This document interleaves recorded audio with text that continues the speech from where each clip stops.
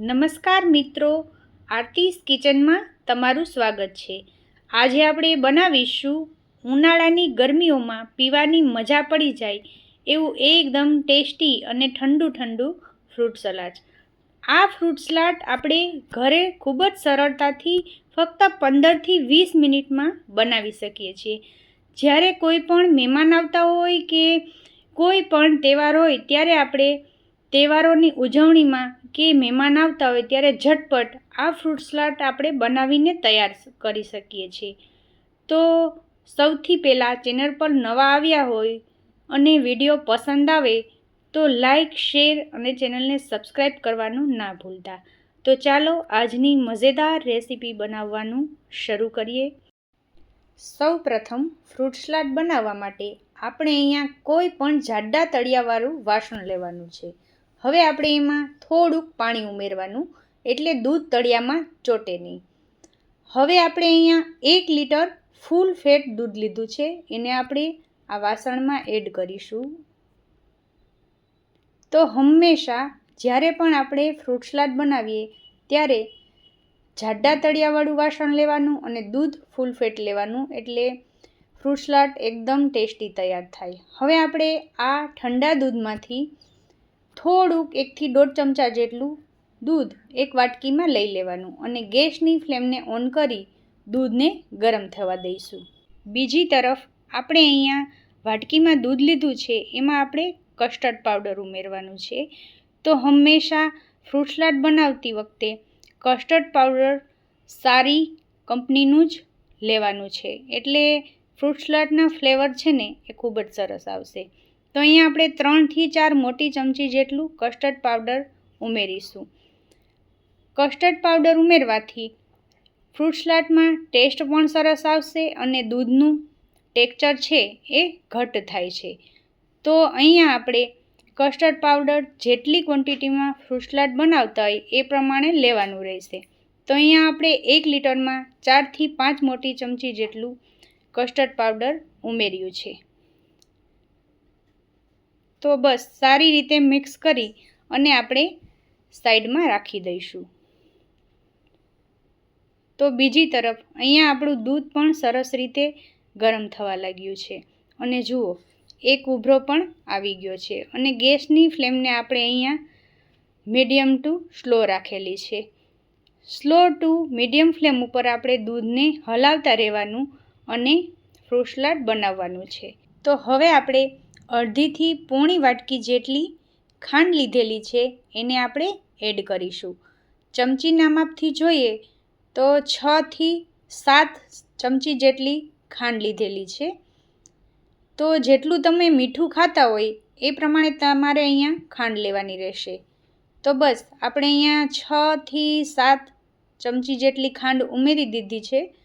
પછી આપણે આગળ થોડુંક લઈ ચાખી અને જોઈ લેવાનું। જો તમને વધારે મોડું લાગે તો ખાંડ ઉમેરવાની ને બાકી વધારે ગળ્યું ખાતા હોય તો એ પ્રમાણે ખાંડ ઉમેરવાની રહેશે। તો સરસ રીતે ખાંડને દૂધમાં મિક્સ કરી અને ગેસની મીડિયમ ફ્લેમ ઉપર આપણે હલાવતા રહેવાનું અને થવા દઈશું। હવે આપણે તૈયાર કરેલું કસ્ટર્ડ પાવડર ઉમેરીશું।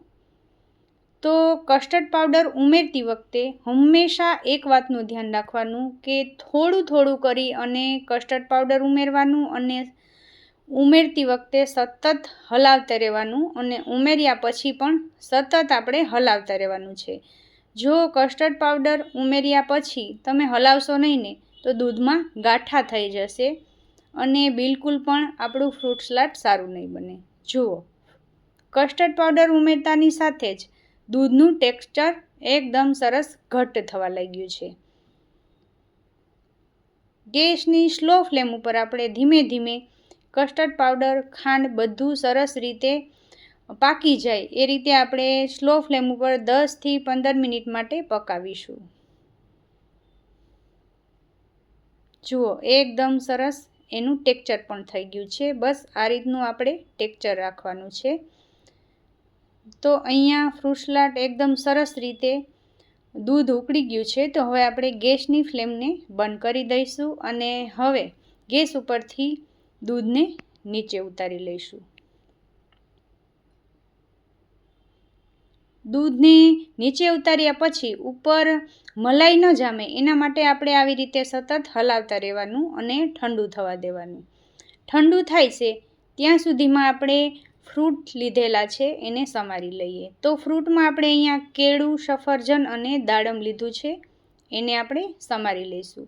તમે અહીંયા તમારી પસંદ પ્રમાણે કોઈ પણ ફ્રૂટ વધારે લેવા હોય તો એડ કરી શકો છો. અહીંયા આપણે ચીકુ, દ્રાક્ષ એ પણ ઉમેરી શકીએ છીએ. હવે આપણે એને ઉપરની છાલ કાઢી અને આ રીતે ઝીણા ઝીણા કટ કરી લઈશું. તો જ્યારે પણ આપણે અચાનક ફ્રૂટ સલાડ ખાવાનું મન થાય કે અથવા તો મહેમાન આવતા હોય કે કોઈ પણ તહેવાર હોય ત્યારે આપણે એકદમ ટેસ્ટી, સ્વાદિષ્ટ, ઠંડુ ઠંડુ ફ્રૂટ સલાડ ફટાફટ તૈયાર કરી શકીએ છીએ. ખૂબ જ ટેસ્ટી લાગે છે. તો અહીંયા આપણે ફ્રૂટ સલાડમાં ફ્રૂટ ઉમેરવાના હોય એની ક્વોન્ટિટી આપણી રીતે આપણે વધારે ઓછી જેટલી રાખવી હોય ને એ પ્રમાણે આપણે રાખી શકીએ છીએ. તો બસ આવી રીતે આપણે બધા જ ફ્રૂટને જે લેવાના હોય ને એને એક એક કરી અને બધા જ તૈયાર કરી લેવાના છે. તો આપણે અહીંયા દાડમના દાણા પણ કાઢી લઈશું. દાડમના દાણાનો ટેસ્ટ ફ્રૂટ સલાડમાં એકદમ સરસ આવે છે.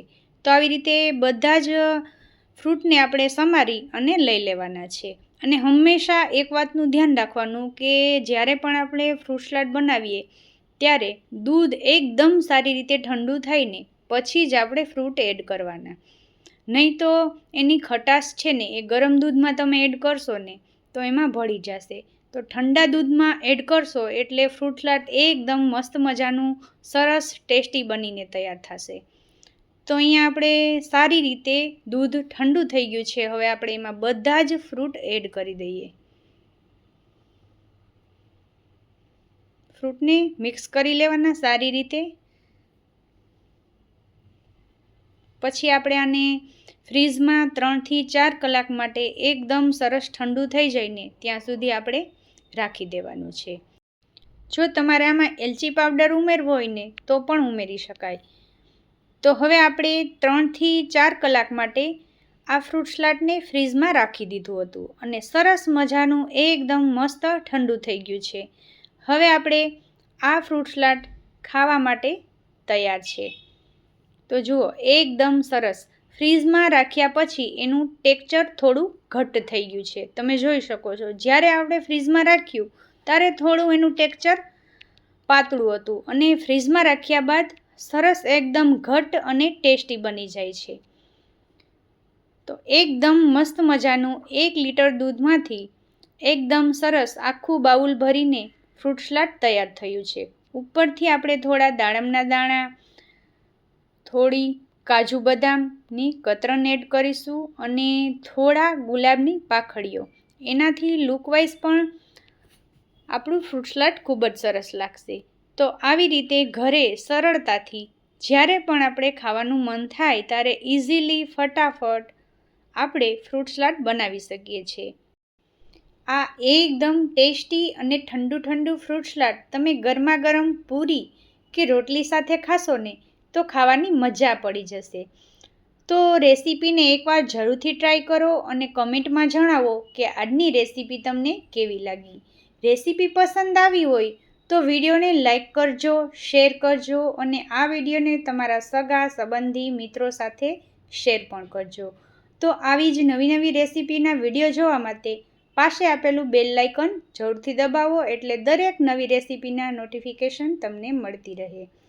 તો ફરી મળીશું આવી જ એક અવનવી રેસીપીના વિડીયો સાથે.